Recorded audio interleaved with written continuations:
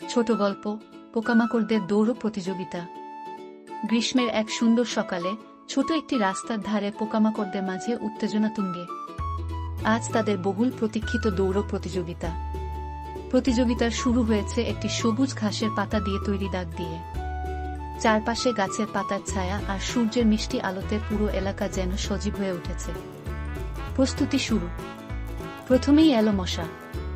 তার হালকা সবুজ চকচকে শরীর আর স্বচ্ছ ডানা ঝাপটাতে ঝাপটাতে সে রাস্তার উপর নেমে বলল, আজ আমি দেখাবো কিভাবে ডানা ঝাপটিয়ে দৌড় প্রতিযোগিতায় জেতা যায়। তারপর ভন ভন শব্দ করে হাজির হলো মৌমাছি। তার নরম হলুদ কালো ডোরাকাটা শরীর আর ছোট্ট ডানাগুলো আলোতে চকচক করছিল। সে মশাকে দেখে বলল, মশা ভাই, তোমার ডানা আর গতি দেখে ভয় পেলাম না। আমি উড়েই দৌড় শেষ করব। তারপর ধীর পায়ে এর লাল টুকটুকে গুবরে পোকা।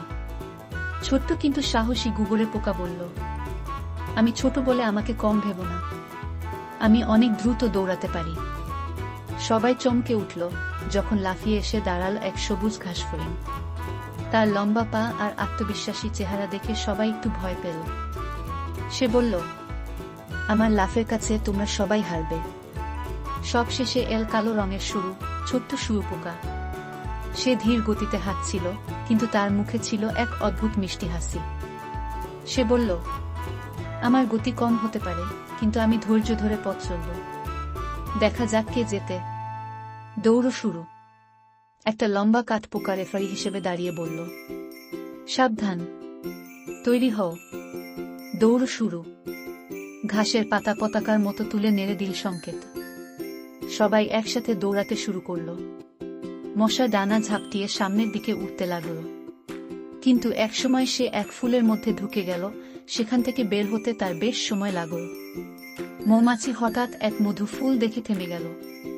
তার তো মধু ছাড়া চলে না। গুবরে পোকা তার ছোট্ট পায়ে এগিয়ে যাচ্ছিল, কিন্তু রাস্তার এক ছোট পাথরে হোঁচ খেয়ে গড়াগড়ি খেল। ঘাসফড়িং লম্বা লাফ দিচ্ছিল, কিন্তু এক জায়গায় সে খুব বেশি লাফিয়ে রাস্তা থেকে বের হয়ে গেল। কিন্তু শুঁয়োপোকা ধীরে ধীরে মাথা ঠান্ডা রেখে রাস্তা ধরে এগিয়ে যাচ্ছিল। তার মুখে ছিল শান্তির হাসি। একসময় সে অন্য সবাইকে পেছনে ফেলে সামনে চলে গেল। শেষ মুহূর্ত।